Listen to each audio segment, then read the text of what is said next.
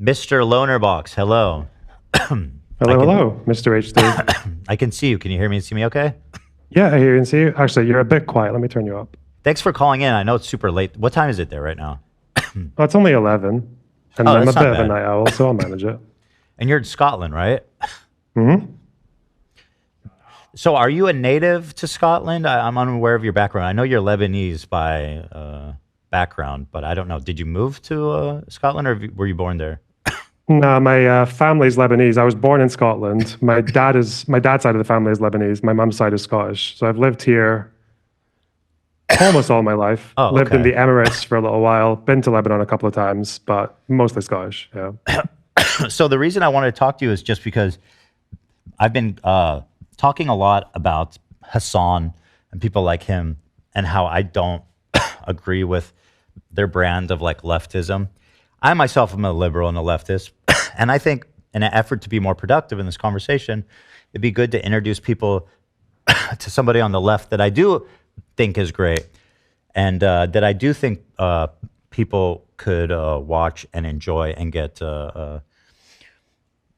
some political analysis from. So that's kind of like the motivation for having you on, and yeah. So you were looking for Hassan Alter. It's a lot of pressure, but okay. Not a, yeah, yeah, no, it's a full on Hassan alternative. You are tapping in and coming into the ring. No, I just think you have a good perspective. I mean, where do you come from? You're definitely a left leaning guy, but I feel like on certain topics where people go super far left, you have a more like nuanced and thoughtful take. Yeah, so I've been pretty much on the left since I started caring about politics, barring like a small, like 14 playing World of Warcraft and listening to crazy like right wingers online. That was maybe my one phase, but it lasted like a few months. And then after that, I've basically always been on the left. Was definitely a lot more farther left when I was younger. And then I think since I started making content about 4 years ago, kind of two things happened at once. One was I noticed that what I understood to be like the 21st century version of like a socialist or a democratic socialist was very different to what a lot of other people online saw as socialism. I kind of thought the whole USSR simping and anti-democracy and anti like uh, liberal values was just a thing of the past, but uh, that happened. So I kind of realized that there was this whole tanky authoritarian sphere that I didn't identify with at all. And then I also realized that just after doing more and more reading into particular topics, because I was actually creating rather than just watching other creators, I realized that I didn't always align with exactly the same conclusions. So I think the first example was Ukraine. Hmm. What I would normally do in my 20s was I would just, if I wanted to know something, I'd see there's an issue and I'd say, okay, what's the left-wing commentators saying about that? And I would tend to just go with that and trust it. But when Ukraine happened, I decided that, well, I'm a creator now. I should probably just dive into this myself and see where it gets me. And I realized fairly quickly after reading more and more about that conflict and the history and what was going on now, that I didn't align with the far left position on it at all, really. That all this talk about we're going to hand wring about the Azov battalion, like a group of like 1 or 2 thousand people at most, some of whom The were so-called Nazis, and like, Nazis, yeah. yeah, yeah. And this is why we have to like this, and that's the level of purity testing that we're going to do to let a country of like tens of millions of people not get the arms that they need to defend themselves. I thought that was kind of ridiculous. Or conspiracy theories about a US-backed coup in 2014 in the Euromaidan. So I very quickly realized that there was this whole pile of things that I didn't really identify with coming from voices that I trusted. And then from then on, I've come across that maybe a bit more often. Still lean pretty far left compared to the average person, at least in the UK or America. Like I definitely align with social democratic policies. I like workplace democracy. I think governments should support more of that. But yeah, definitely a little bit different from what I understood the left to be online. Yeah. Yeah, I kind of went through the same thing that people saw here is that I didn't really understand what like I thought socialist when I heard that. I didn't really think like oh communism, like Marxism. I thought like social democracy, like Bernie Sanders. But I started talking about like communism with Hassan, and then right afterwards, October 7th happened. I started to like realize that this, like, in my opinion, this like left wing, like tanky adjacent shit was so fucking nasty, and I felt like I had to get away from it. Like it was just scared me. Like what the fuck? It was crazy. Well, I've been watching it from a distance, you know. Like I think there have been definitely a few periods where I've just became like an H3 Hassan whatever React channel because it's Yeah. I think like because I tend to like to go into deep dives about certain topics, but then I also realized that watching other channels talk about things like that and hearing disagreements is like a good way to springboard to get those conversations going. But yeah, and it's difficult to assess proportionally because in the real world, people who lean that far left to a point where you've got like authoritarians and tankies or Yeah. Hamas supporters, it's like there's not that much of that outside. Right. But I guess because they don't have that much political power, they have invested a lot of effort into getting a very strong presence on social media and also bleeding into normie spaces as well, which is a little bit more bothersome because they might not get the votes, but like that's where an increasing number of people are getting their information from. Right. More young people get their information from the internet, and that's going to keep on going up and up. That's not going away, and obviously that's the space I operate in. So, kind of have to address it, and even if it feels a bit disproportionate at times. So when I hear you talk about like Israel, Palestine, or Ukraine, I feel like you have like a really deep understanding of things. I'm curious what your research or like academic background is on this stuff. I have no academic. So I got a degree in sociology, and then that was in about 2012, 13. And then I completely ditched it and just spent the rest of the decade doing music, like music production, teaching, performance. And then I always had a kind of like secondary interest in politics. Like I would read a lot or I would just watch podcasts or listen to commentators. And then eventually, after creating, I started reading more. So most of it is just like, if I ever look like I'm really well learned in a particular issue, it's usually when I was making video essays or streaming, it's usually just because I spent the week before reading as much as I could about it. So it's all just like one thing at a time, you know? One video you made recently that really like resonated with me is you were talking about like how left-wing anti-Semitism is manifesting right now, which is obviously something that I've been talking about and caring a lot about. I find it's really hard to explain it because there's so many levels and there's so many different like ways to obfuscate. And I think a lot of people who are behaving in anti-Semitic ways don't necessarily even think that they are. And you explained it in a way that really I thought was good. And I was wondering if you, kind of what your take is on the whole left-wing anti-Semitism. Like, where's it coming from? How's it manifest?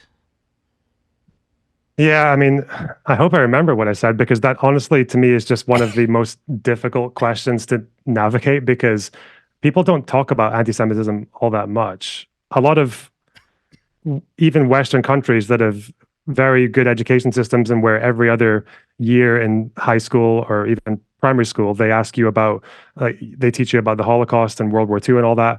But even then, there's so much that gets buried. Like in the UK, for example, like no one knows that the British basically purged the Jews like 2 or 3 times across the last 1,500 years. We learn all about the Scottish versus the English in Bannockburn. But we don't learn that Edward I, the Hammer of the Scots, the guy who fought with the Scots, he was also the Hammer of the Jews. He borrowed a bunch of money from Jews and then didn't want to pay them back because he had fought the war with the Scots. So he just deported them all. He just purged them and they weren't allowed back until like 500 years later. So, but that's just something that never gets brought up. And then even to this day, the UK still has a fairly low Jewish population, Scotland even lower. When it comes to left-wing anti-Semitism, it's like, it's really hard to navigate because I don't think the majority of people who appear to be doing anti-Semitic things, who are on the left, are doing it out of any conscious dislike of Jews. Like, none at all. I think that it doesn't, in a right-winger, it's obvious. Right-wingers don't trust Jews. Like, right-wing anti-Semites think Jews control the world, run the banks, have a secret plan to destroy the world. But for left-wingers, it's a lot more opaque, and I think their issue is more that they arrive at anti-Semitic conclusions and anti-Semitic sentiments completely by accident. So, okay, I'm trying to think of how to explain this in a quick way, but the way I think it works, and I'm still kind of mulling this over time. I think since the Cold War ended, I think a lot of like revolutionary communists or tankies or whatever ended up kind of lost. They didn't really have a story anymore because the big bastion of anti-capitalism was gone, right? So once that was done, I think people felt like they were in a position where, okay, well, we're not going to get global communism anytime soon. Like the great superpower war is done. But what we can support is anything that kind of threatens the global capitalist order. I think like in Chairman Mao's little red book, I think he literally says, anything that is good for the enemy is bad for us. And anything that's bad for the enemy is good for us, which seems really irrational, but it's not that irrational by their own logic, because you ever heard like sort of like communists say things like, oh, every time there was an attempted revolution around the world, it was squashed by the West. Every right? time, yeah. Containment, yeah. And to an extent that did happen. Like that was US policy, was containment, stop it spreading at all costs. So it makes sense to think that if the only way that communism is going to have a chance of flourishing again is if the global capitalist order is like pushed out of the way. So anything that undermines that gives a bit of space for alternatives. And this has been kind of like part of their doctrine for the last 100 years. Even in Weimar Germany, like the German Communist Party, their number one enemy was not the Nazis. It was the Social Democrats.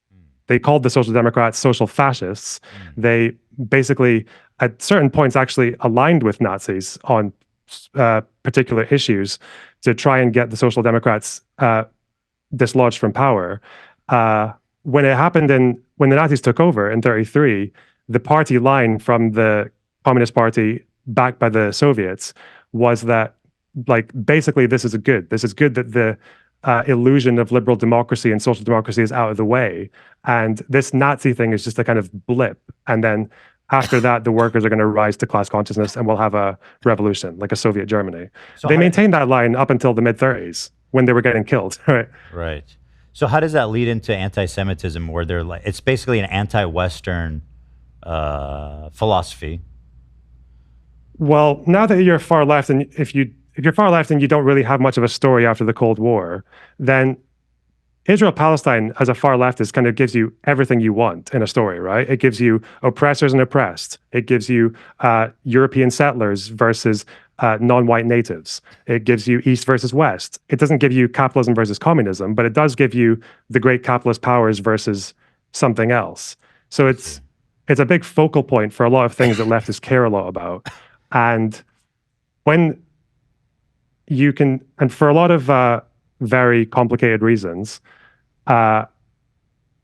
people get fairly disproportionately obsessed with that particular issue. And if the goal is, like, if we see that Israel and America are kind of like representatives of the global capitalist Western order, then sometimes people who don't really have that much else to support in the world in terms of communism or anti-Westernism is they'll find themselves eventually accidentally falling into supporting groups that oppose Israel, even if they are some of the most rabid anti-Semites in the world, like the IRGC or the Houthis or Hezbollah. And I think that's more or less what happens. I think they hate Israel because Israel is backed by the West, and if that means tolerating the anti-Semitism of Houthis, Hezbollah, etc., that's kind of just worth it. And if it also means occasionally repeating their propaganda points or whitewashing their anti-Semitism, then so be it. That makes sense, because like when I look at these people on the left, like I know that they're not like they're not racist and hateful people, but it's so hard to like explain it, because like you said, it's almost incidental. It's like accidental. And yeah, I think the way you said that makes a lot of sense. That the other thing I've noticed about these like ultra lefty guys that kind of trips me out is how much they hate liberals. Like they hate liberals more than anybody. Like they think liberals are fascists and essentially no better than like fringe right wing, radical elements in the government. And I always thought that was so crazy because I love liberal democracy. I think it's fucking awesome. You know what I mean? And when I hear these people talk, it seems like the personal freedoms that we enjoy, religion, even the freedom to have to control what happens in your own workspace, right? Or speech, press, all this stuff is stuff that they don't necessarily even believe in. In fact, a lot of that stuff is probably something that would need to go under state control for the communist takeover to work. Seems like. Yeah, it's hard to always get into their heads because I can say that I used to enable a lot of, like I used to attract a very authoritarian, like far left community, but I never really went that far myself, even back in the day. So it's like, I think in a sense there is an internal logic to it in a way because again like liberal democracy is what or social democracy essentially is what saved capitalism, right? Like that's what they'll say about Roosevelt or about the New Deal or the welfare state in Europe or the beverage. But like the idea of those things is that they allowed capitalism to survive and to basically gain the consent of the people. And although you could argue that well if it also results in raised living standards or anything else, then that could give people the breathing space to start thinking about alternatives for society. I guess they just don't really, they don't really buy that. That part of it I find a little bit harder to explain because, again, it's like it's always people who enjoy all the benefits of liberal democracy, right? Like you couldn't be. There is no Chinese version of Hassan, right? They can't exist because you couldn't say like.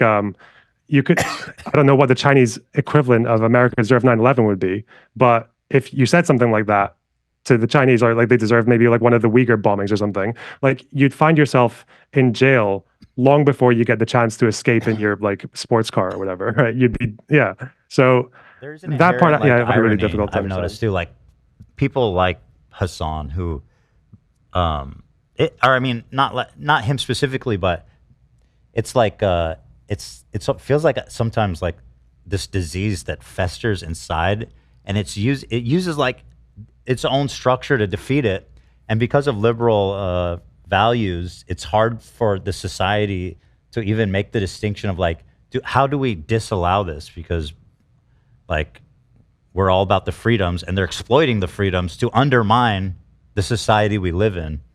And it seems somewhat like a paradox that I'm not really sure where that ends up.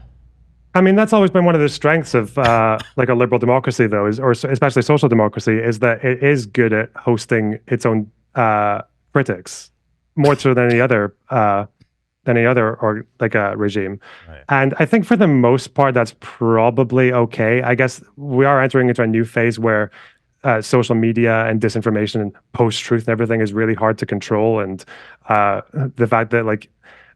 But unfortunately, I think that side of things is probably getting a lot more weaponized right now by the American right? Like with Elon Musk buying Twitter and then using it to amplify things that he likes and to purge things that he doesn't like, and doing it with Russian money, like doing like the fact that it's like all these conspiracy theories that you would normally hear right-wingers make about the Democrats, for example. Dude, yeah, that trips me out. Elon is literally like straight up George Soros. Like everything they thought George Soros was, he's like, that's who I am. Here I am. I'm fucking doing everything we said he was doing. And everyone's like, yeah, that's awesome. We love Elon. And they're proud of it as well, right? They're like there was that clip, wasn't there, when they were saying, "Oh, who is the right wing George Soros?" And Elon Musk is just like, "Yeah, that's me." Oh yeah, and then they clapped. I thought we didn't like it when people did that. Yeah, it's kind of mind bending. Yeah. Going back to like the Middle East, one thing that drives me crazy is the admiration that you see from Western leftists for organizations like Hamas and Hezbollah. And another comparison that I always see that I feel like is not very fair, and maybe you can tell me if you agree. Is there the comparison to like Nelson Mandela and the ANC when they go like, oh yeah, well, Hamas flew in and killed a bunch of civilians, but that's what Nelson Mandela did too. And now they used to be called terrorists, but now they're actually freedom fighters that we love. It seems like not an honest comparison. It's interesting how people who accuse everyone else of being Orientalist are so quick to generalize oppressed people from very different circumstances who did very different things and basically made very different decisions. If you're comparing Mandela to Hamas or Mandela to Hezbollah because they're both labeled terrorists by some people, I'm sorry, saying that, oh, well, Mandela was labeled a terrorist. Well, okay, ISIS were labeled terrorists. So would you say that? Like we'd say, oh, ISIS were labeled terrorists. Well, so was Mandela. So big deal. Well, no, some people can be incorrectly labeled terrorists and some people can be correctly labeled terrorists. Mandela, in his own words, was completely against what people would mostly describe as terrorism. When he was actually arrested for the first time, when he was on trial, I think in the mid-60s, after the ANC had resorted to a level of violence, now what type of violence matters, he explained his position very clearly. He said, well, we tried to go on strike. They made it illegal. We had our party, the ANC, they banned it. So we had, even though striking was illegal, we held protests anyway. We held protests that we weren't allowed to do just to see what would happen or to see if we could like make a good impression. And peaceful protesters were massacred at like Sharpeville. So they decided that they had to pursue something else. They had to go underground. But even then, in his own words, they chose between different kinds of resistance, different kinds of violence. You could go for a revolution, you could pursue terrorism, you could do guerrilla warfare, you could target soldiers. But the option that Mandela chose was what he called sabotage. It was to attack government infrastructure like power plants or to interfere with the railways or the telephone communications or to pull down pylons, because the whole idea was that the goal was to make this system, the apartheid system of South Africa, ungovernable. It is not sustainable. And because the black people were the majority in South Africa, the large majority, if we do this, then you are going to be forced to concede because otherwise the state's going to collapse. And he specifically said that he chose to do that because sabotage did not involve loss of life. It's his exact words. He also said that it offered the best hope for future race relations because bitterness would be kept to a minimum. These are his exact words. One of his things that he said that I feel like is always overlooked is that I know that he wanted to avoid violence as much as possible because he knew it would make reunification like difficult or impossible, and that's like there's like a empathy there, or like not even an empathy, but like just pragmatic perspective where it makes sense. Where I feel like people just give Hamas and Hezbollah a blank check to just fucking kill and mayhem as civilians, and it's just all in the name of resistance. Like there's never no criticism for them because they're the oppressed. I mean, you can kill babies and call it resistance. Like it doesn't. You have to actually.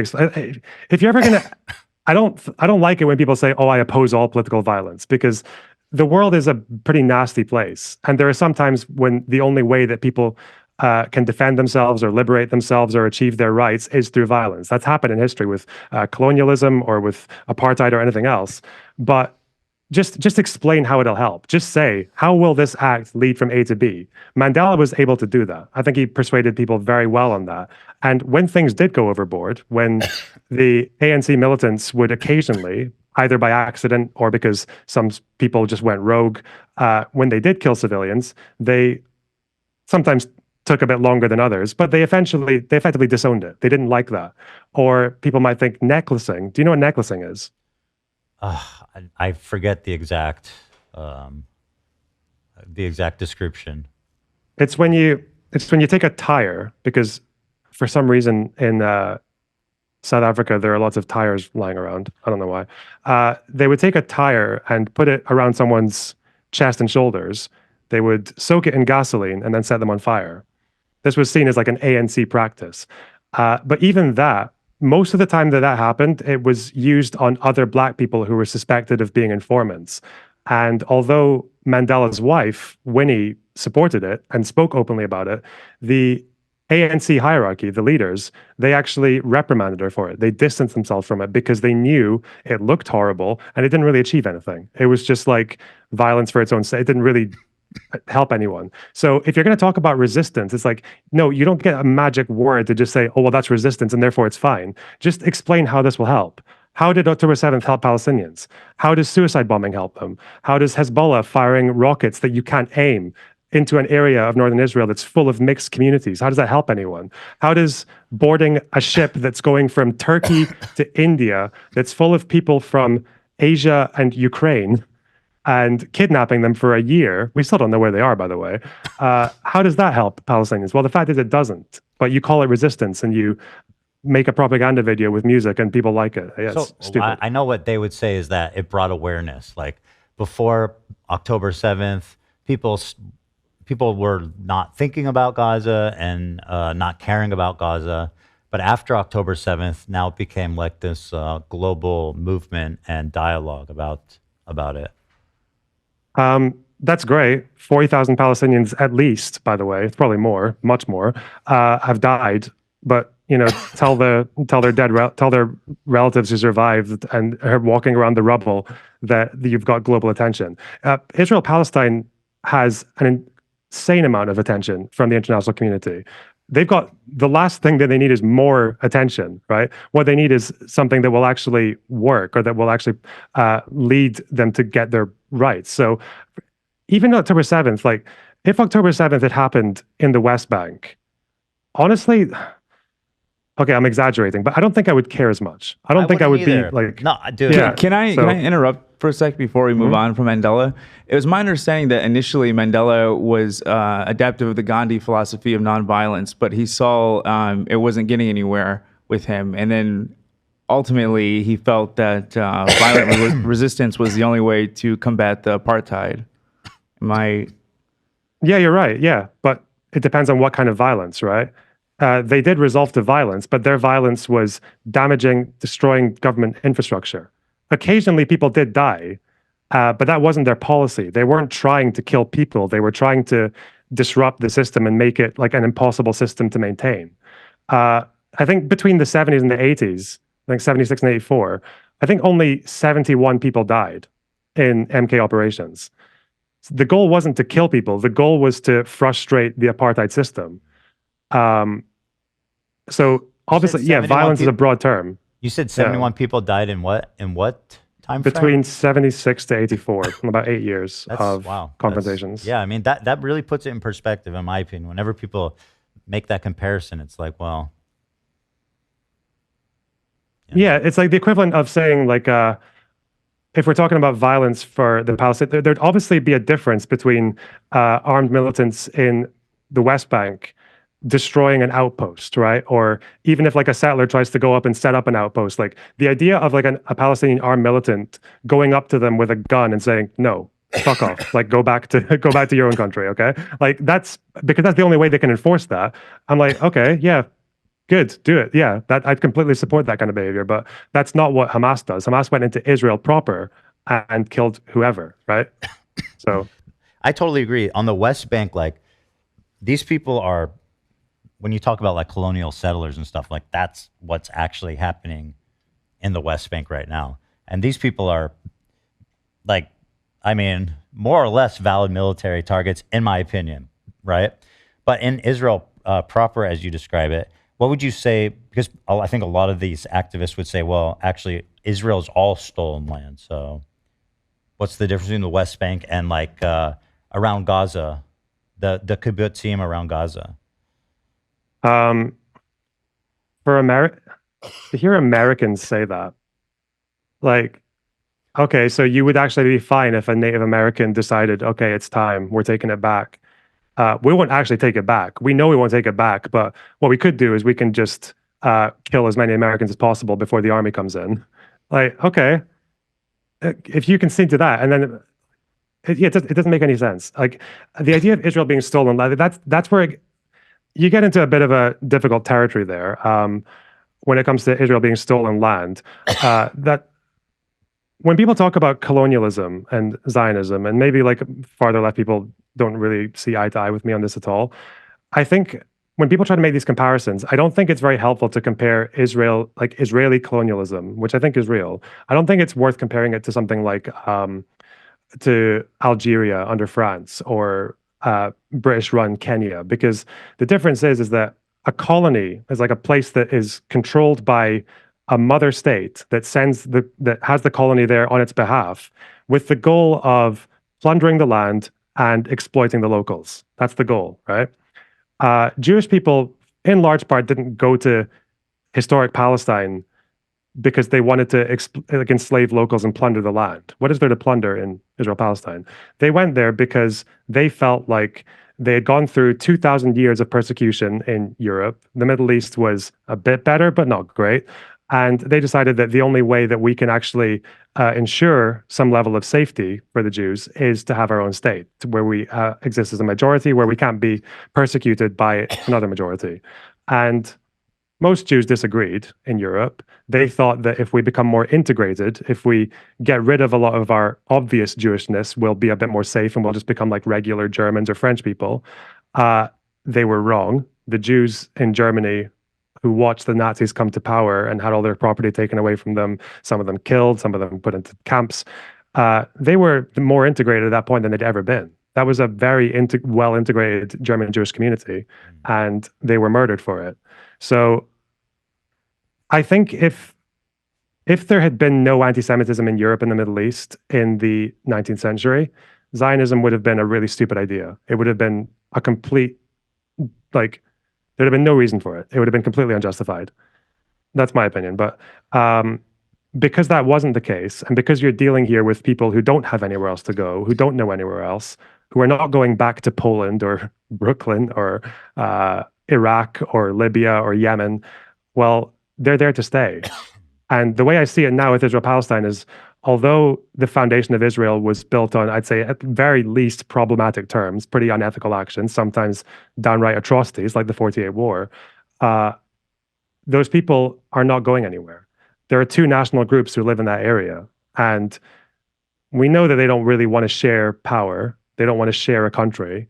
So at that point, you need to say that, well, you can't just reverse histories to some ideal point. There's to some Goldilocks zone in a particular year. You have to deal with what we're given now. And what we're given now is two national groups in this land. I think the most logical thing to go from there is to separate them. One person gets their country, the others get theirs. Maybe one day they'll decide that they want to coexist in a binational state or whatever Western leftists like to talk about when they're drinking coffee. But that's not today. Palestinians need a state now. I think that's what makes the most sense. Mm-hmm. Yeah, part of my issue with this whole conversation is like, even saying like, oh, I'm in favor of a two-state, like I feel like to Hassan and his community is like genocidal. Like that makes you a Zionist, right? And again, not even from like a nationalistic, Zionistic perspective, just from a pragmatic point of view, to look at that situation and say, I think we can like lift the blockade and let everybody in Gaza and the West Bank have free reign to go into Israel and basically just, fully integrated from one day, just lights are on, the borders are gone, full integration. Pragmatically, that seems like a total disaster. I mean, that would be like, all the governing bodies in those areas are pretty much dedicated to violence against the Israelis, and it would just, I think it'd be crazy, right? I mean, it would be fucking mad to do that. Seems to me. Well, even with apartheid, like the way apartheid ended in South Africa was because at the end of the day, both groups were eventually persuaded into it. Obviously, the ANC, Mandela, offered that. He said that they wanted white people to have a future in South Africa. They considered race relations going ahead. Desmond Tutu, the Rainbow Nation, it was supposed to be. And the white population were eventually persuaded into it as well, which is why I think just before apartheid ended, there was a referendum. And the white people were asked, do you want to keep negotiating with the ANC or not, and they mostly voted yes. So you can't just like dissolve the border and just expect everything else, all else equal, to stay the same. Like at that point, you're just turning a war into a civil war. So, Right. and I think this bears out in the polling as well. It's like there was a poll very recently that asked Israelis and Palestinians the question: do you think the other side wants to get rid of you, either to kill you or kick you out of the land? And I think 90% of both groups said yes. I think it was like slightly more Israelis than Palestinians, but it was about 90% each.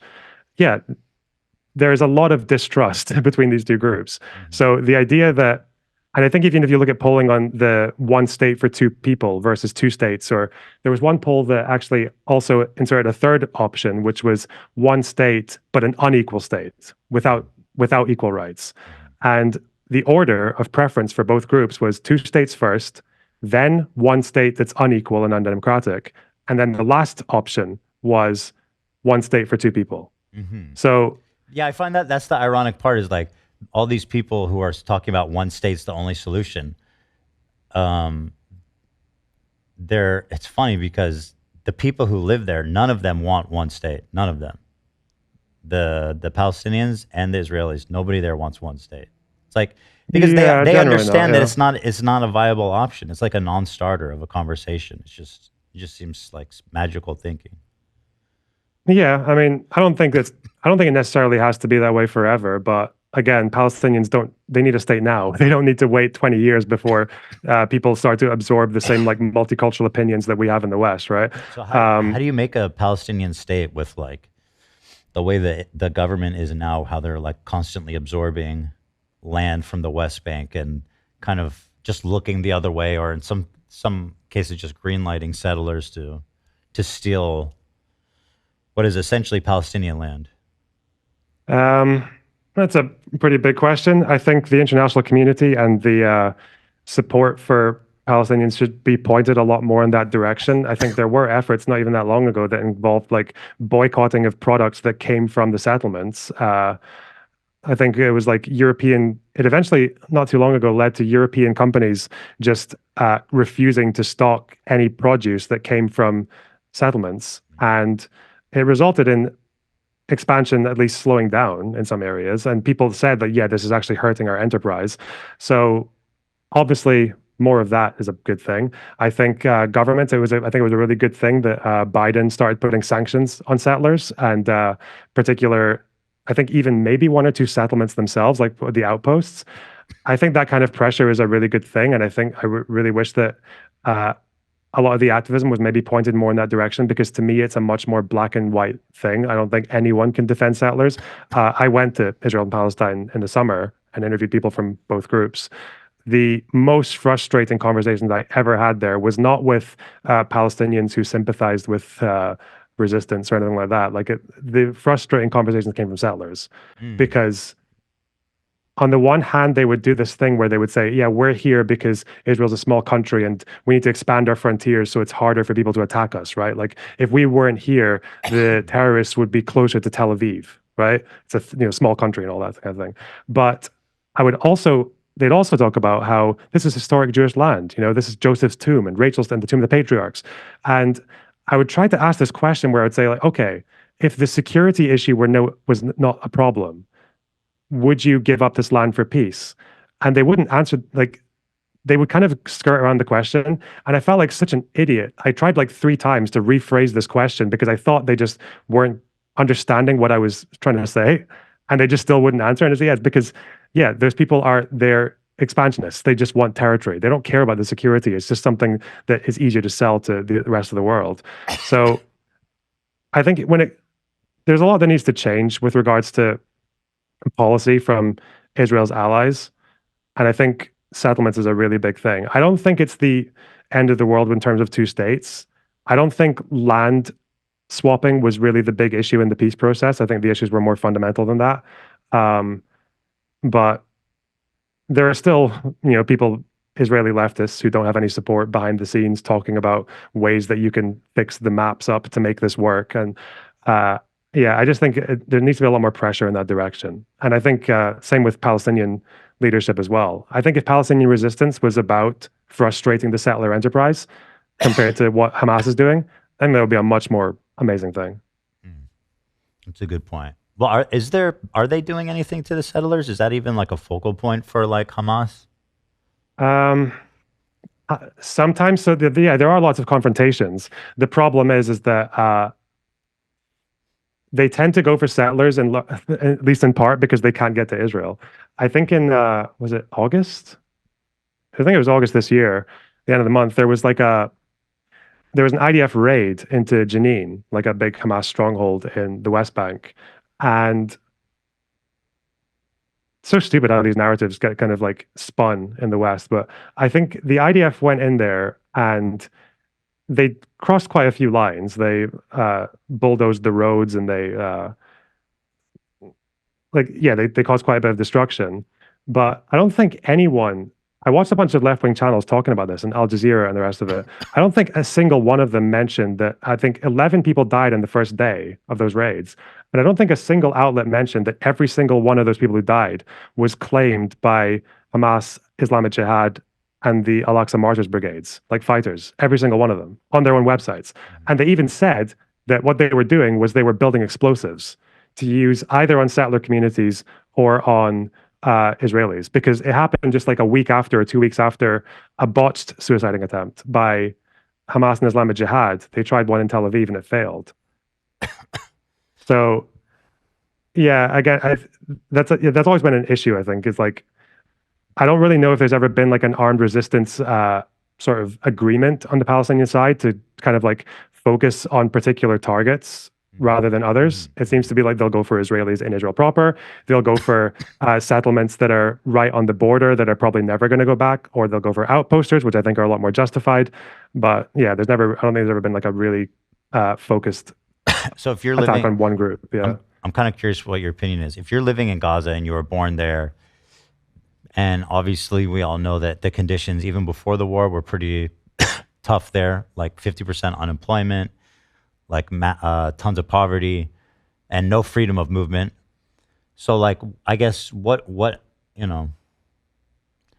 think a lot of people say, well, if they can't go and fucking, start blowing up shit in Israel, what can they do?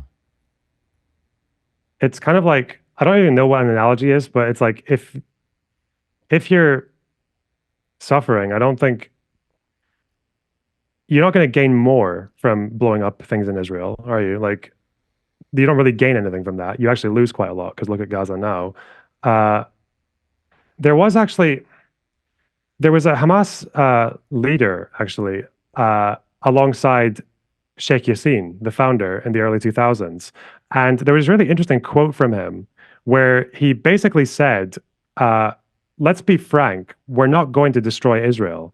The practical solution would be for us to have a state alongside Israel. And when we build a Palestinian state, we will not need militias. The need for attack will stop and things will change into a civil life. There is this very small fringe of Palestinian advocates, including they've existed in Hamas as well, where they think that one thing that Palestinians don't lack, at least before October 7th, was international humanitarian aid.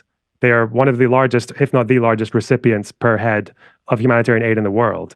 And in Palestinian groups, there's always these leaders who basically no one knows about or no one likes, is that they have this argument that they should use that aid and use whatever resources they have to build up themselves as much as they can, so that if we can't force Israel or Netanyahu or Sharon to negotiate with us, what we can do is build a de facto state reality on the ground that will eventually kind of, in the same way that Israel did, just be like, yeah, we're here and we're not moving. And maybe if we develop ourselves up, we can engage in trade and we can push for things like that. But obviously, if your resort to Israel is to just fire at civilians with rockets that can't aim, or to go across the border and kidnap people, or go across the border and murder people, well, it's like you're going to get blockaded. You're going to get them coming to you and blowing up your military installations and attacking your soldiers. And unfortunately, if those soldiers are near civilians die as well. So, do you think that happens on both sides? Do you think that happens from the IDF as well? Innocent civilians get killed? In what sense? From the idea, like, Because I'm hearing you talk about it a lot on from Hamas coming into Israel and doing that, but I'm not hearing the other way. I was just curious. oh, what, like the IDF killing Palestinian civilians? Yeah. Yeah, the IDF is like in some ways, like the IDF they are, I guess, a professional state army, but they're also, they're the last people you would want to be running around Gaza looking for soldiers, okay? Because even if Hamas does fight in a very cowardly way, like they hide in civilian buildings and under civilian buildings, they dress up as civilians, the IDF is an army full of like 19, 20, 21-year-olds, right? These are like, like bedwetters, okay? These are people who are scared, they're jumpy, they're hateful, because obviously the Israeli youth is quite right-wing. They're very angry about October 7th. And unfortunately, the IDF doesn't really have a very good system of accountability, right? I think the longest I've ever seen an IDF soldier getting jail time for murdering a Palestinian, I think it was like 3 years, maybe 4. And that's since the founding of Israel. So obviously, people who are on the ground who maybe want to take a bit of revenge and all that, might just take a bit of liberties and just kill some people who they know don't need to be killed, are not soldiers. So yeah, that's what scares me about this conflict overall. And I'm not coming at you. I don't know your content. This is the first I've heard of you. But I'm just saying overall, as this movement, at least from the Palestinian side, I think we should be able to talk about it more. I agree with Ethan that people are too reactionary sometimes, and that we need to have realistic standards as a starting point. But from the Palestinian point, like I've never heard, at least to my knowledge, I don't know shit about politics, but I've never heard of another movement who can't have a slogan. So my whole life, I'm Lebanese, I'm Muslim. I've always heard "River to the Sea." I've never understood it as a phrase that meant eliminate Israel. Now, when I heard that people take it that way, when I heard from Jewish people that they take it that way, I respect that. And if they think that, then I don't want to say it. But then the next thing is, okay, we can't have a slogan now. And again, I'm not talking about Ethan specifically. I'm just talking about my views overall. No, it's good. Now By the way, this is a good conversation. Yeah. So we're not able to have a slogan. Now we're not able to identify the enemy because now I'm being told that Zionist is being associated with Jewish. And of course, people can use Zionist and call people Zionists where it's not true. But I don't think it's fair to say that calling people Zionists just as a flat line is anti-Semitic. That's me personally. You're saying using a slogan is anti-Semitic. We can't have a slogan. We can't identify the enemy, and now we can't give aid. That's another thing too. You can't give aid because there's this fear that Hamas is going to take the aid. And either way, both sides don't agree on anything. Everyone has their own talking points, but we can all agree, at least for the most part, on the numbers. And that's what worries me, is because this is happening. I don't know what the proportional response is. I condemn Hamas, but whatever it is, it's not this. Can I ask you, do you speak Arabic? A little bit. Okay, My I wife don't. does. You know what the Arabic version is of River to the Sea, right? No, but I do know. Min al-Maya lil-Maya Palestine Arabia. It means from water to water. Palestine is Arab. That's what it comes from originally, right? So it's like, I can see why, if you're Israeli, hearing that probably does sound like, okay, maybe this land is not for me. Maybe these people do want me gone. So I can see that. At the end of the day, I don't know. I don't think slogans are necessarily like the big issue. When I was in the West Bank, the kids coming up to us and trying to jump in front of the camera, they said "Free Palestine." It's like, okay. And you're looking around and like, okay, there's a checkpoint there that's all black because of the Molotov cocktails. There's people who are stuck at a checkpoint for like over an hour because people are being searched very, very carefully by the IDF. There are kids who have to go through a checkpoint out of school to get home. I'm like, yeah, this is pretty bad. Yeah, Free Palestine. Yeah, fuck this. This is awful. So yeah, I don't know. I think as far as slogans go and optics, I think Palestinians are pretty good at that, actually, aren't they? They're actually quite good at wooing the rest of the world in terms of like looking good or being sympathetic, right? Because they have their situation is something that people should be sympathetic with. On the other end, I don't mean so much the oppressed overseas. I mean the people here who are trying to defend them. Like there's this feeling of like no matter what we say, we're going to get cornered and to be called anti-Semitic or something along those lines. Whatever it is, to be a terrorist sympathizer.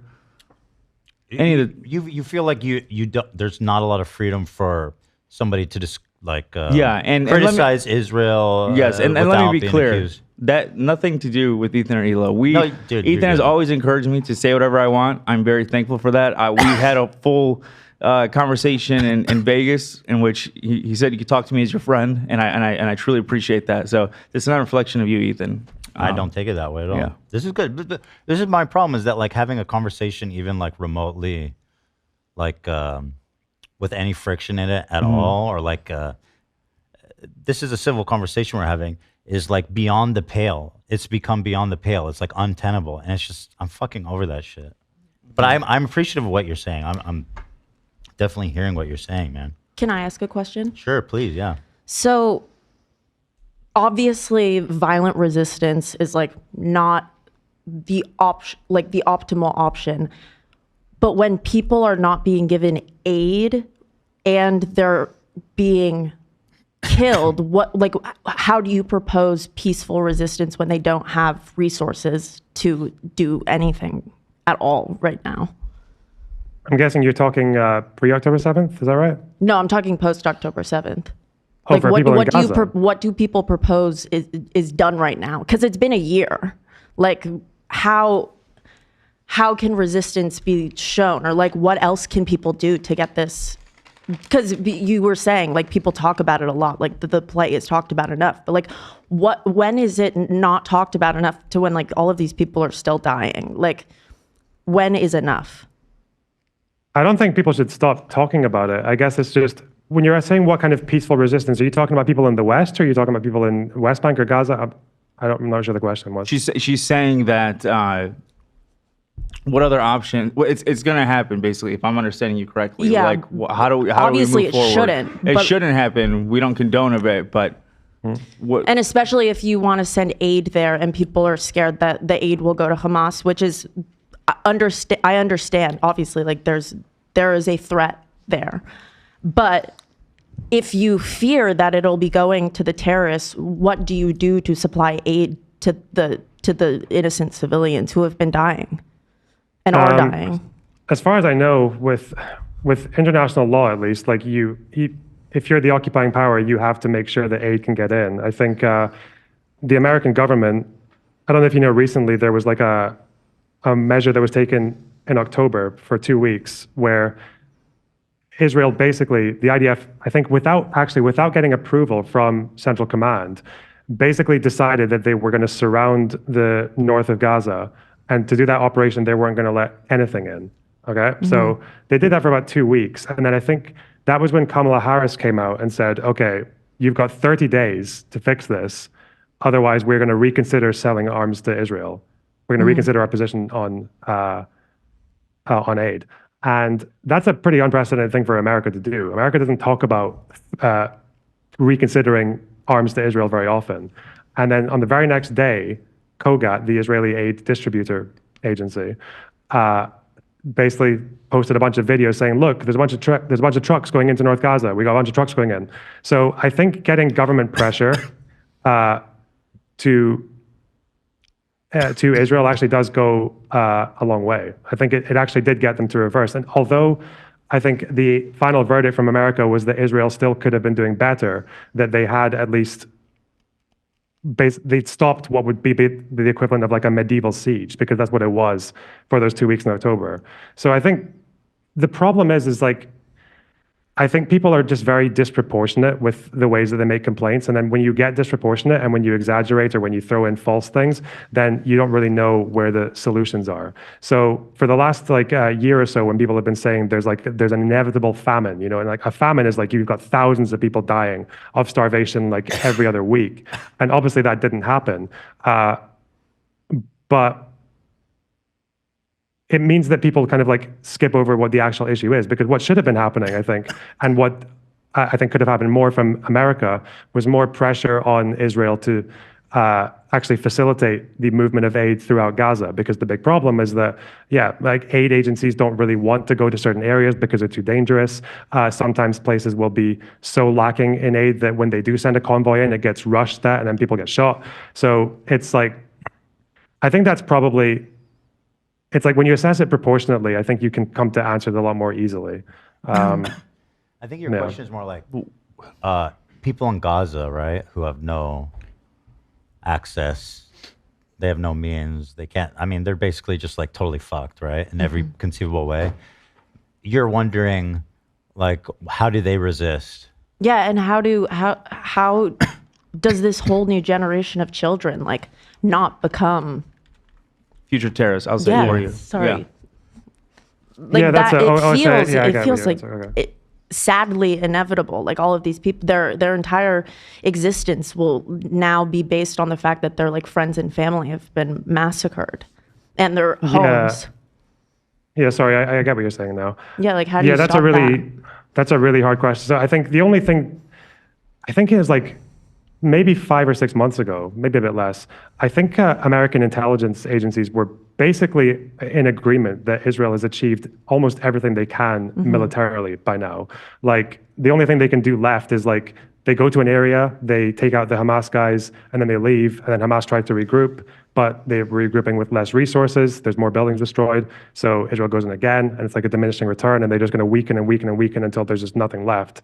But I think the only thing that can really happen for Gaza is, and this has been floated around since the summer, is that there needs to just be like a certain, like starting with one area at a time of taking a zone that the IDF has been able to clear Hamas out of and to just find whatever agency or any body in the world that isn't Israel, that isn't Hamas, can come in there and start to rebuild. And obviously Netanyahu, because he's a piece of shit, is obviously not really interested in pursuing that option by now.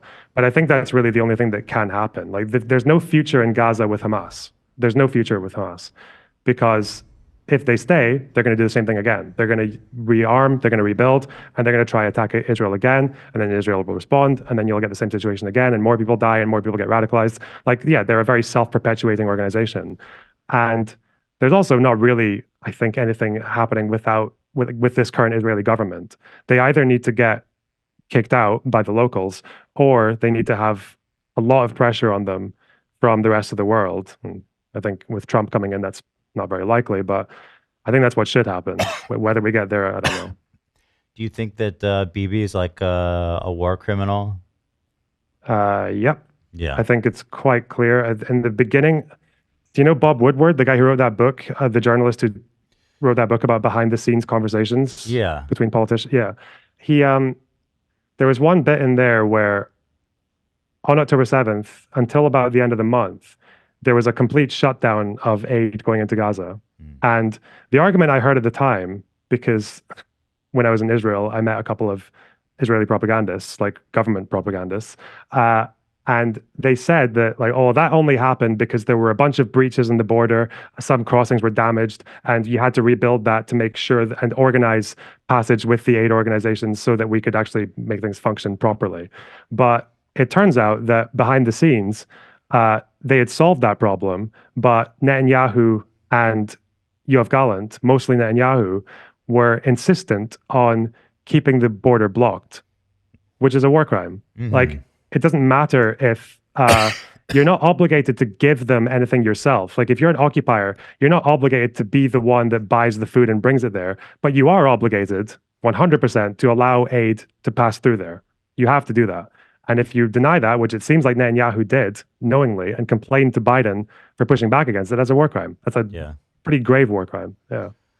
It's such a shame that the government in Israel right now is so fucked, and not just even Netanyahu, but like the whole coalition is just so fucked. It's just so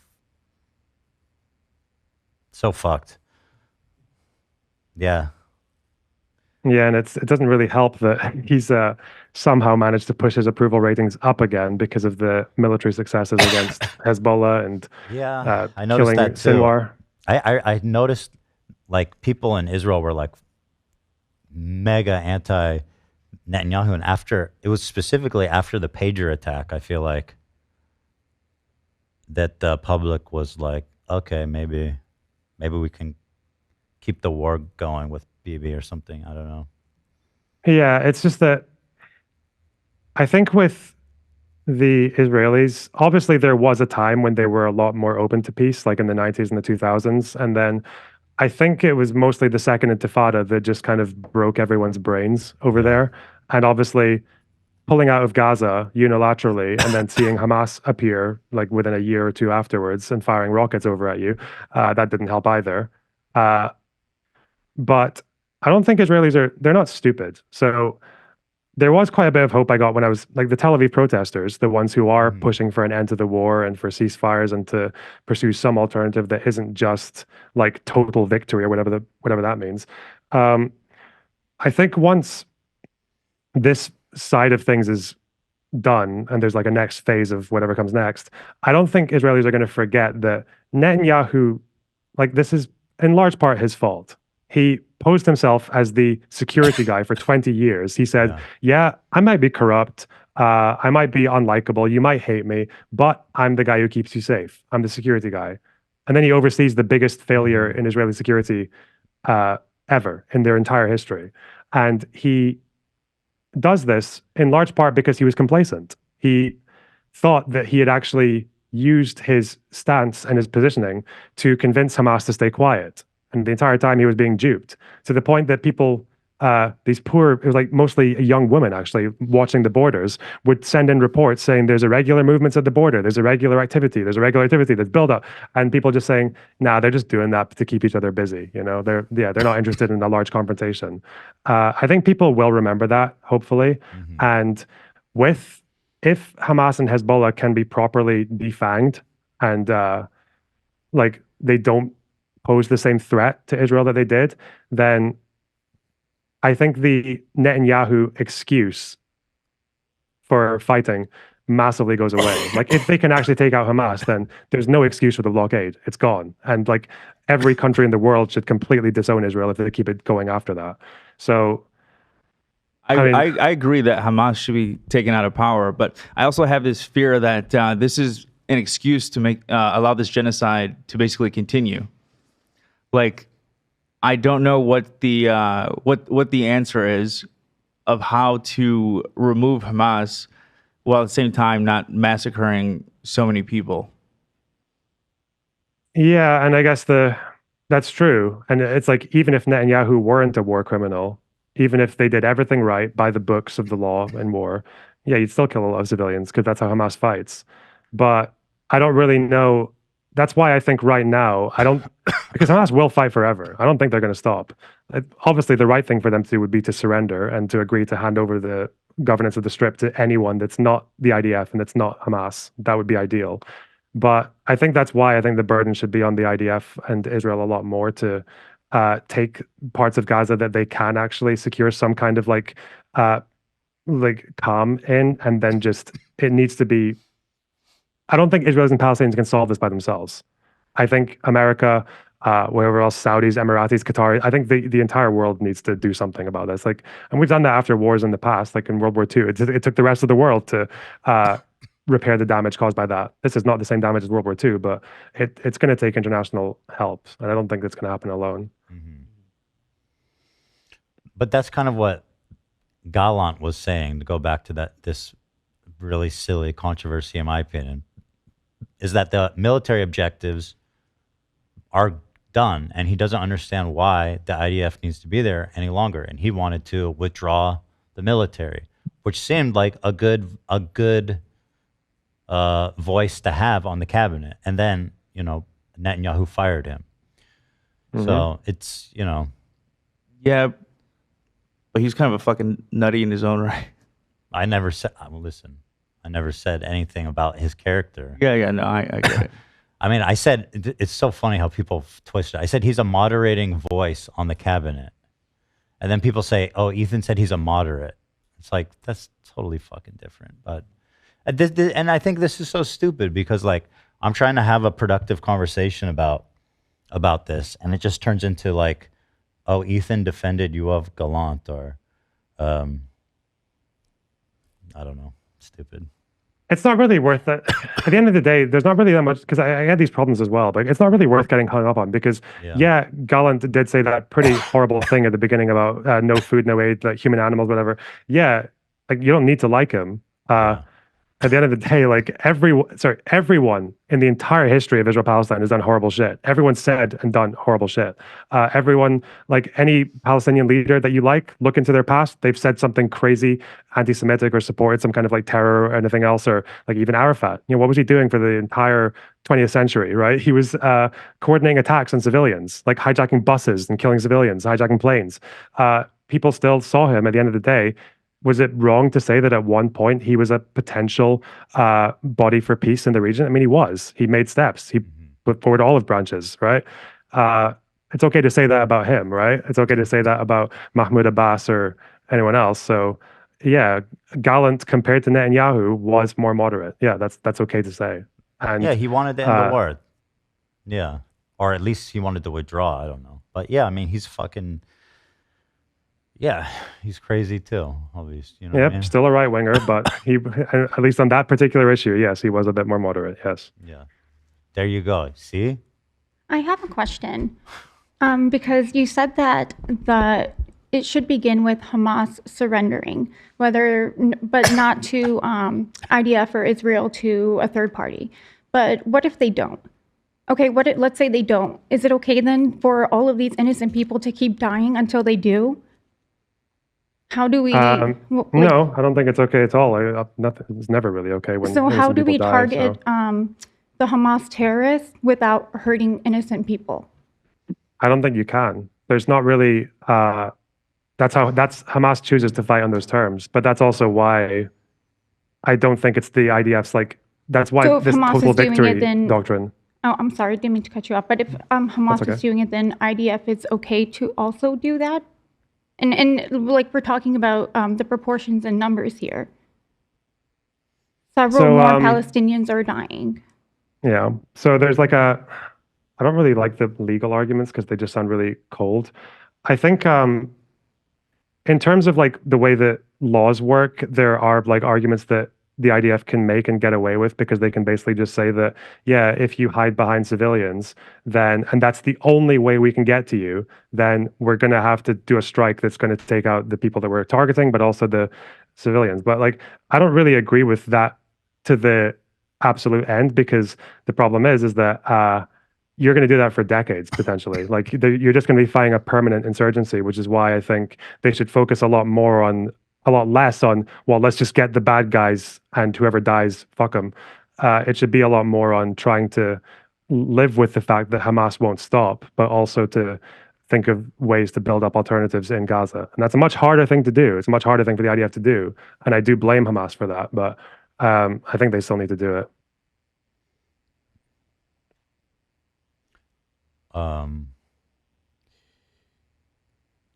I know what you mean, though. Hamas will never, they'll never surrender. As far as I'm aware, shit, maybe I'm wrong, but it just seems like, yeah, I don't know. I think your ideas seems kind of interesting about just like partitioning pieces off and clearing it and trying to do that all the way through, but there's not really any good solutions. It's just really fucked right now. I think sometimes, and just to be clear, like I'm not like a military expert, so a lot of this is just me reading as many opinions as I can and just trying to find the one that makes the most sense to me. So pinch of salt, all that.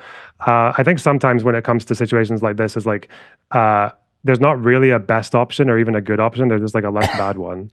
Obviously, there's new information that could come out about this particular conflict that would make me change my mind on what should be done. But yeah, I think right now when you just have this kind of like, it's always been the case that Netanyahu and Hamas like feed each other, right? Hamas helps Netanyahu because it keeps the Palestinians divided. He said that. He said that when he was justifying letting Qatari money go to Gaza. But Netanyahu also helps Hamas because when Palestinians think, well, there's no olive branch coming from this government. There's no one saying, let's bring back the peace process. So what are we going to do? Like, yeah, it's a shame. Did that answer your question, Lena? I don't think directly about the people who are dying, but Well, no, I just want to clarify. So you were saying that civilians are dying in Gaza. Yeah, and it's always but civilians are dying, and then there's a reason for justifying it, and I can't understand that. you're saying that the civilians need to stop dying. I mean, essentially, the war needs to stop. And yeah, I mean, I mean, that's the only way they stop dying, right? Is if the war stops. I don't know what the solution is. I just stop wish being there was another bombed. way to get these to target these terrorists better, where you're not getting all these kids caught in the crossfire. Yeah. I hear a lot of optical solutions. This would be perfect if this happened, but I never hear a realistic one. So you'll say this would be great if this happened, if the IDF stopped, they should stop. But I never hear like a realistic, and then it ends there. There's never any further realistic solution. For to what should example, happen. I think maybe a specific question is, let's say that there is a building, an apartment building of a bunch of civilians, and it's suspected that a Hamas terrorist is hiding in the building among them. Is it okay then to strike the whole building to get that one Hamas terrorist and kill all of these other people? Because just to get that one target. I don't think so, but I don't know who. Yeah, I would say no. Yeah, I would say no for sure. But that's what's I think, happening, right? That's like a really. I think Hamas that's propaganda, happening. Lena. Say what? It's hard to maybe? say how often that is happening. Like I'm sure it had. Like there have definitely been moments where I think it definitely had. No, it definitely has happened. Yeah. Oh, we saw them I blowing up think- like the aid cars with that they thought like one terrorist was in. That was just horrible. The like kitchen. Yeah, and it turns out the international kitchen. person who made that decision, who I think was actually fired because he was breaking the rules. They were supposed to call the aid organizations, and they didn't answer, but they were supposed to double check and check again because they knew that aid workers were using that route. It turns out the guy that actually signed off on that strike was a settler, a guy who Oh, gross. opposed humanitarian aid going into Gaza, who actually argued very vehemently against aid trucks going into Gaza. That guy was That's a like systemic issue full-on- with the IDF, though, right? That a fucking someone like that would be in that position.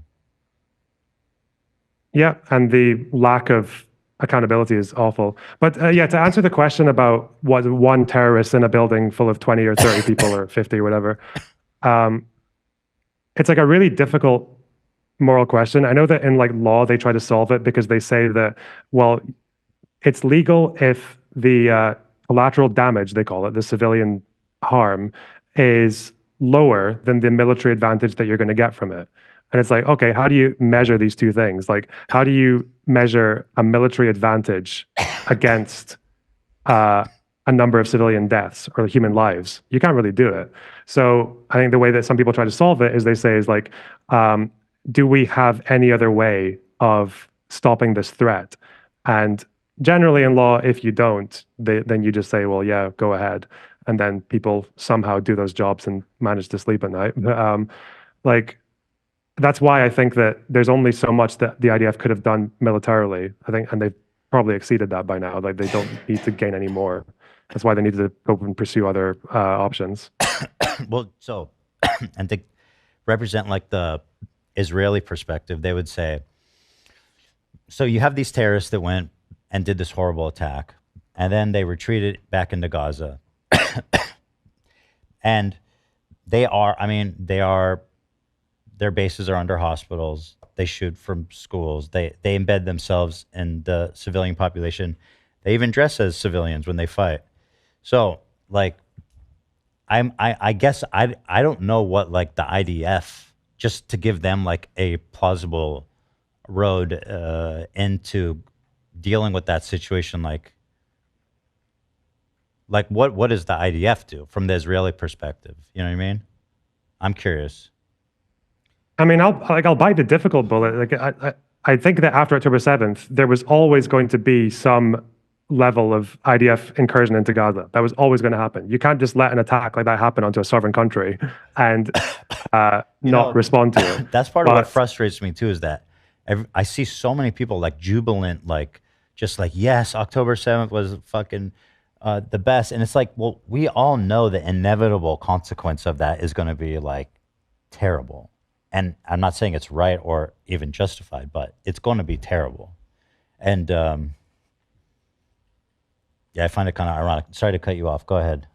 Yeah, but I guess that's just like it's still, the problem with what's happening now is that Netanyahu, obviously, and his war cabinet have given the chief of staff this job, take out Hamas, but he's not doing it with the goal of allowing Palestinians to eventually self-govern or to eventually, like stop being bombed. Or he's not really going for that. We don't know what he's going for, really. He keeps saying total victory. He keeps saying he doesn't want settlers to go into Gaza. Other people in his government obviously do want settlers to go in. That's like the really big problem is he's never made it very clear what his total like objective is from this war. Total victory is not an objective. It's just a slogan. It doesn't mean anything. And I really think that it would behoove the Western leftists, I think, who care a lot about this issue and who can actually get the government to listen to them if they are good with their messaging and everything else, to push for something like, if it was me, if I was the Americans, I would say like Netanyahu, this Israeli government needs to acknowledge that the IDF is not going to stay in Gaza. They're going to come out. Someone else is going to have to govern that strip, and they're going to have a state. They can't just be some kind of like non-state entity forever. And that needs to be resolved. And America can influence the PA. They can influence, to some degree, they can influence Israel with like, just with words sometimes, because Israelis actually listen to Americans. They actually care quite a lot about the American president thinks. So, yeah, I think that should be, and unfortunately that just hasn't really happened. I don't think Harris really did nearly enough to push that, and Biden didn't. But I think that's what needs to be pushed a lot harder, is that you can't just have an Israeli government forever that's just rejecting Palestinian statehood. Like, it needs to be acknowledged. And I think it was something a lot of activists would say, well, actually, we deny that. I mean, I've heard Hassan say this, and it's a pretty popular perspective, that Hamas does not use human shields, quote unquote, or they don't use public buildings, and they don't fight like that. I think what they would say is it's densely populated. Like, of course, how can you avoid being near a school or a fucking whatever it is, or near civilians, you know? Yeah, I mean, people will say, it's another thing where people just play with words, right? They'll just, oh, it's guerrilla warfare. Well, okay, that doesn't make it okay. Like, just because you change the words to something that sounds nicer. If you want to get into a legal argument, people get really weird about, there are weird interpretations of what the law on human shields is, and no one really knows exactly like what it means to have an intent to co-locate your civilians with your military. But we know with Hamas that they do it for a reason, right? Like, their tunnels are underneath buildings for a reason. They're dressing as civilians for a reason. And it's in large part because they don't that really... they dress as civilians? No. No. It's not debatable. Not all of them do, but yeah, it's not Or that debatable. their headquarters are under hospitals? Because I see people deny that too. So the headquarters, as far as I know, they moved. There's a speech from Sinwar in about 2019, 2020, where he was talking about complaints about the headquarters location and that they'd moved it. So I know that it was under Al-Shifa for a while. I don't know if I'm sure they moved it. It seems like they moved it. But yeah, Amnesty International, who are by no means pro-Israel, they actually really don't like Israel. Yeah, they said that in 2014. And they spoke about how Hamas was using Al-Shifa to torture people that they suspected of collaboration. So, and even when the IDF raided Al-Shifa, it took them like a couple of weeks to quote unquote secure the hospital. I doubt they were spending 2 weeks just like fighting through patients. You know, like, yeah, there's obviously a Hamas presence there. We know that they use, you know what, if we're talking about Hassan and all that, like, just listen to their own words. You can go on Hamas's website, Al-Qassam PS. They have their own obituaries for soldiers who died in previous wars. They're all listed. They'll tell you everything about the soldier's career as a soldier and what they did and what they were doing when they died and where they came from. They'll also tell you what kind of military activity they were up to. They'll tell you where they were storing weapons. They'll tell you that in 2008, when Hamas were integrated into the police forces, and the police buildings that had civilian cops in them were also full of Hamas soldiers. We know that one of their military installations for producing explosives was underneath a prison. We know that that they have what's called, I think it's like the militants mosque, or the military mosque, Arabic translation. Yeah, we know that the very first ever Hamas weapon stockpile was discovered in a mosque. We know that that tunnel where 6 hostages were shot in the head a few months ago, had a foreign journalist, a Sky News journalist, go in and verify that that tunnel entrance was underneath a child's bedroom. So Hamas won't even hide from that. They'll admit that they have tunnels. They'll admit that they do it under civilian buildings. They'll write it in the obituaries of their soldiers. But I guess it's like a concept I call Western or like leftist orientalism. It's this idea that you're not really treating Arabs as real people when you feel like you have to do this whitewashing of their own actions, where you feel like you see like a Palestinian group like Hamas doing a thing, basically everyone agreeing they do a thing in terms of like investigations, them saying they do this thing, but you're just like, no, that's not true. Like, you're not really treating them like real people when you do that. I guess the last thing is like Trump is president, going to be president. I personally think that is going to be a disaster for the Palestinians, unfortunately. And it seems like he actually got a lot of Arab vote in America, or like I think he got the majority of Arab men voting for him. I think they were hoping that he would lead differently, but from where I can see, that does not seem to be. It seems to be the opposite, frankly. I don't know what you see. With Trump, I mean, Trump is so good at being able to. He's so good at being able to just make everyone happy. Almost, when it comes to foreign policy, he somehow manages to do this thing where he is at the exact same time a hawk and an isolationist. On one minute, he'll talk about how we don't need NATO and we don't want these endless wars and we don't want to spend American arms on other countries. On the other hand, he's talking about how we're going to kick the crap out of ISIS and we're going to send troops in there, or we're going to bomb Soleimani, or like. So he's got a very strange attitude to that. And I think, honestly, his actions tend to just depend on who triggered him the day before, or who cozied up to him or complimented him enough the day before. He's very good at filling all the gaps. I think the advertising that they were doing in Dearborn was basically, I think they were just very cynically targeting multiple groups at once with different messaging. So in areas where they had Jewish communities, they would target them with advertisements saying that Trump's going to be pro like Israel. He's not going to hold Israel back. He's going to let them do the job and finish the war. And Kamala Harris is a Hamas person, or Biden's a Palestinian, and Ilhan Omar is like a Muslim. Fuck those people. But then on the other end, he'll go to Dearborn and have signs talking about, I think it was like Holocaust Harris, or was it Genocide Joe? I can't remember. I think his crowd chanted Genocide Joe once, and he just basked in it because, well, this sounds good for the moment. Doesn't matter that it's completely contradictory to everything I believe.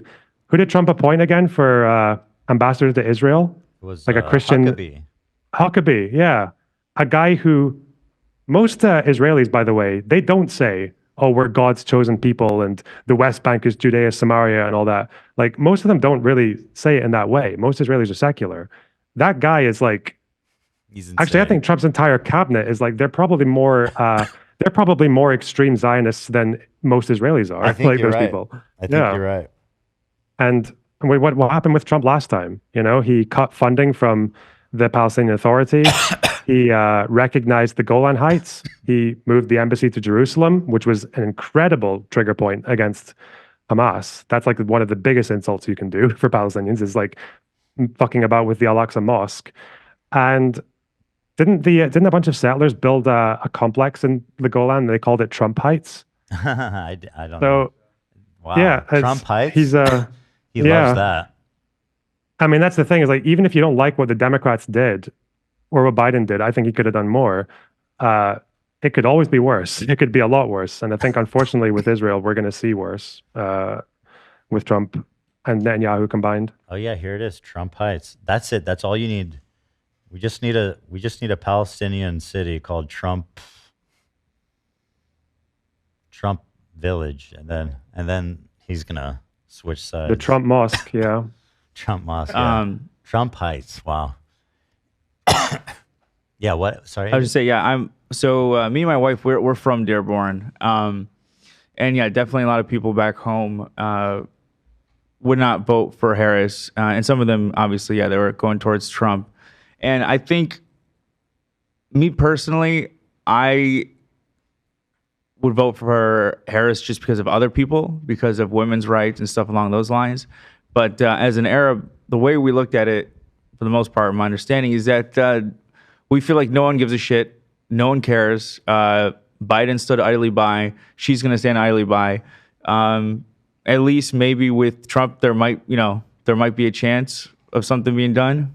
I think they thought that their vote for Trump would protest it's like a protest of the genocide. Or not voting at all. Yeah. As a way of protesting. Unfortunately, it is very disappointing that Dearborn voted for him. Yeah. And this is like the first time in 30 years, I think, that Dearborn voted Republican. The genocide was like a huge issue for them in this election. The thing is, like, I totally understand their perspective, right, of the protest vote and just feeling like hopeless and just not knowing what to do. Mm-hmm. So I totally get where they're coming from. You know what I mean? I just hope that. But no, you're right. It probably is going to be. I just worse. hope. I mean, all we can do is hope that it's not going to be more terrible than it already is.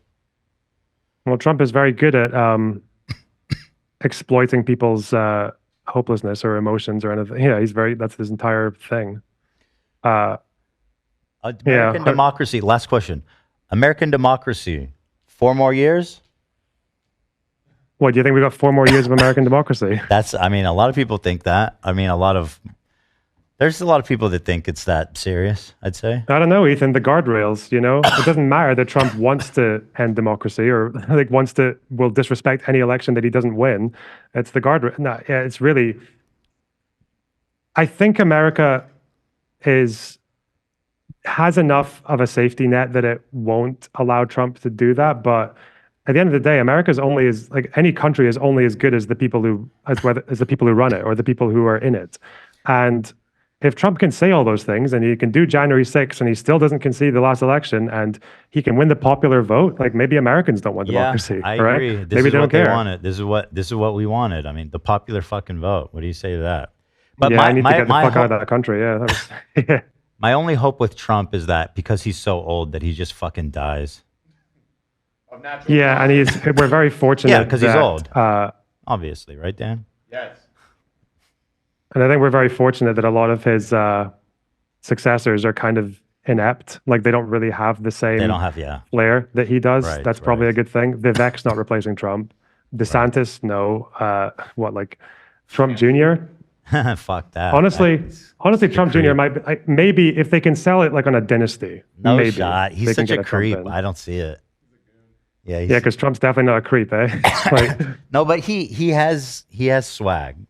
Where he does have swag. Trump Jr. is just a whiny bitch, fucking cocaine addict. I mean, Trump is a big fat man who eats a lot of McDonald's. So opposites. One does cocaine, one does McDonald's. Yeah, it's I don't know. That is probably, as far as like the future and just like any democracy, it's just the fact that disinformation and like just alternate realities can have that much of an effect on the population now. That's quite a scary thing looking forward. Yeah, it is. Yeah. So everybody, that's our time. Thank you for calling in. I appreciate it. And thank you to everyone who participated. Lena and Avi and Olivia. I appreciate the conversation we had. And thanks for calling in. Guys, if you want to, he's Lonerbox on YouTube. Is there anything else to say that you want to plug? I mean, it's Lonerbox. Yeah, you can find me on YouTube, either Lonerbox or Lonerbox Live is where I do most of my content now on live streams. You can see me on Twitter if you want to see me fighting with people. But how often do you go live these days? Pretty much every day, maybe 6 days a week these days. So Lonerbox Live. Cool.